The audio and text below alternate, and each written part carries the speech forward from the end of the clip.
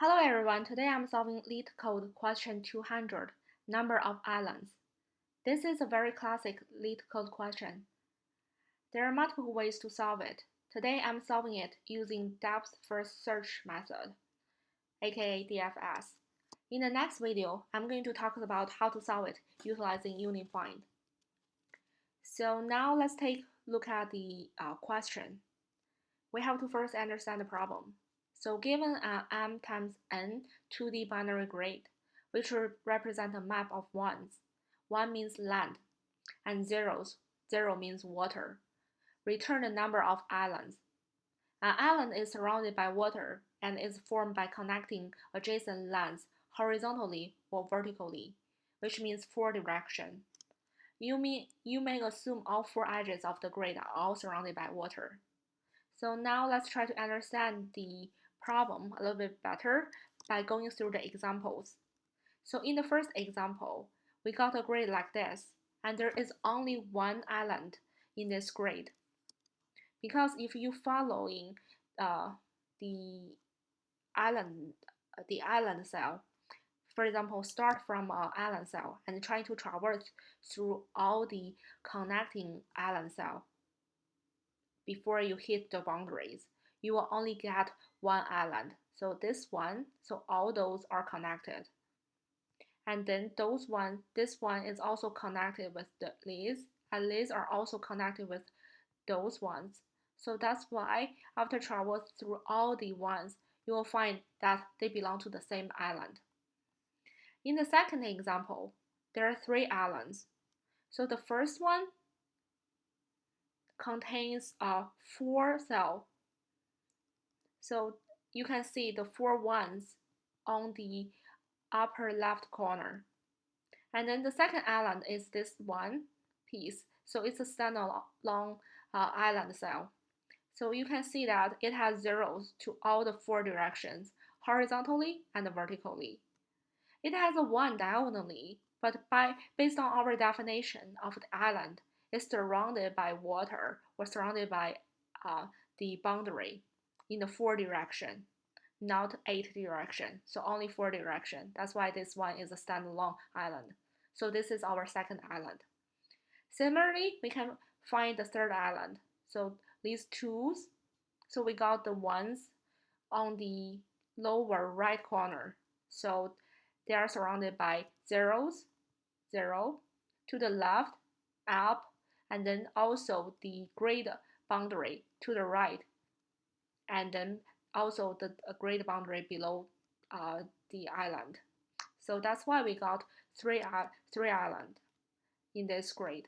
So it's very important before you dive into the solutions that you go through those examples and make sure that you fully understand the problem statement. Sometimes the problem statement could be a little bit vague. So it's very important to go through all those examples to make sure that you can actually solve it by looking at it.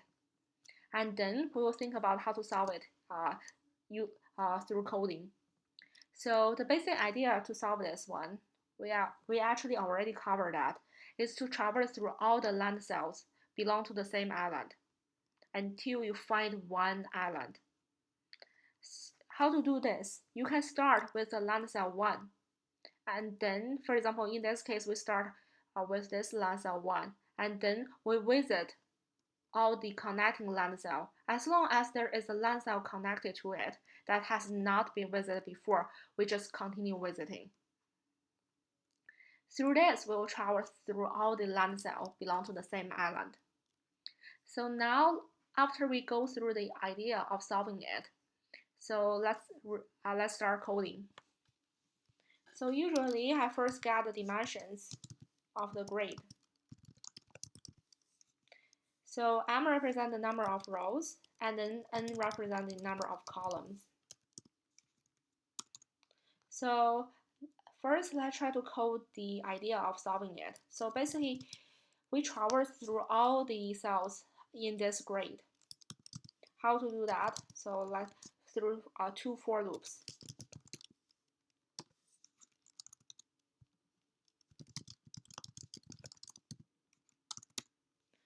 And then we only start our visit if we find the island piece. So which means if grade I, j equals 1, then we start call our DFS. So in this DFS, what do we want to pass to the DFS function? We want to pass the row index and column index ij. So okay, so in this case, how do we keep track of the total number of island? So let's utilize a variable. We name it CNT. First, we initialize it to 0. And then after we finish traversing an island, so which means we finish traverse this island, we find an island. In this case, we just increase the count by 1, which means we find an island.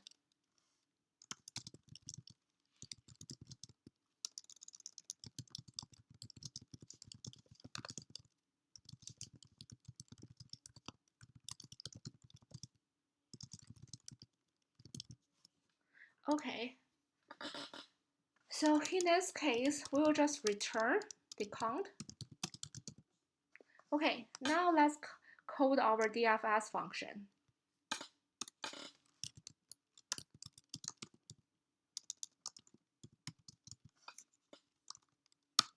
So when we call the DFS function, so we want to keep track of visited. So basically, if let's say we already visited this one, we don't want to go back and repeatedly visit it because we already checked this one. So in this case, we need a way or method to keep track of the visited cell.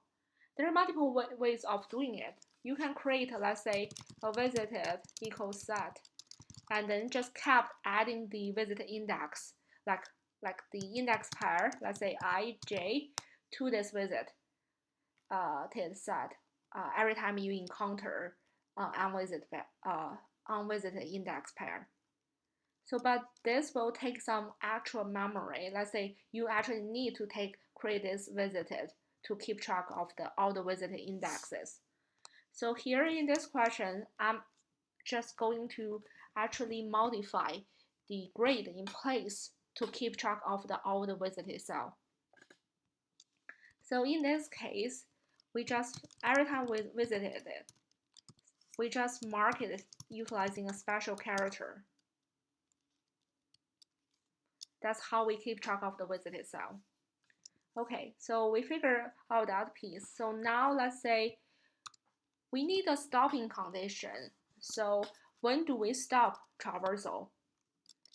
So let's say when we hit the boundary could be the grid boundary, which means the index are out of the range for index I and j when they are out of the range, out of the boundary. And then the boundary could also mean the water boundary, which means the value of the grid equals 0. So that means we reach a water boundary. Or the third condition is we already visited the grid ij. So in that case, there is no need to visit this grid again, this grid cell again. So now we get all of our return condition. Let's say if I less than 0, or I greater than or equal to m, or j less than 0, or j greater than or equal to n, or it is actually a water, or we already visited. Remember, we just discussed that we marked the visited grid cell ij utilize a special character. So in this case, we just return. And then actually we can combine these two conditions into one. So which means as long as it's not a land, we just return. Cool, we got our return condition. Now what if we didn't hit the boundary? In that case, we just start our visit. So first, we mark the grid ij as visited. And then we visit the neighbors,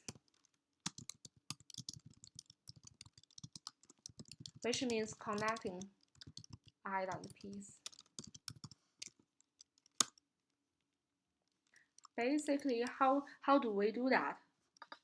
So we can try to traverse through the 4 directions, which means for x and y in the 4 directions, which means I plus 1, j. That means you go down. I minus 1, j, which means you go up. I, j minus 1, you go to the left. I, j plus 1, you go to the right. So that's the new indexes that we are going to traverse. So in that case, we just call DFX xy. Okay, so we finish coding the DFS function. Now let's run it to test it out.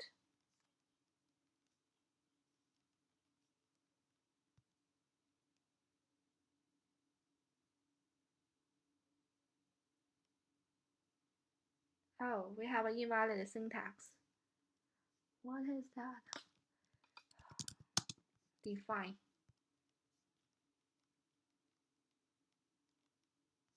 Okay, we passed the test case. Let's try submit it.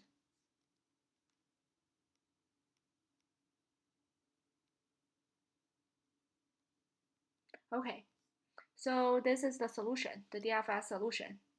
So if you like my video, please don't forget to subscribe to my channel and stay tuned to the upcoming videos. Thank you.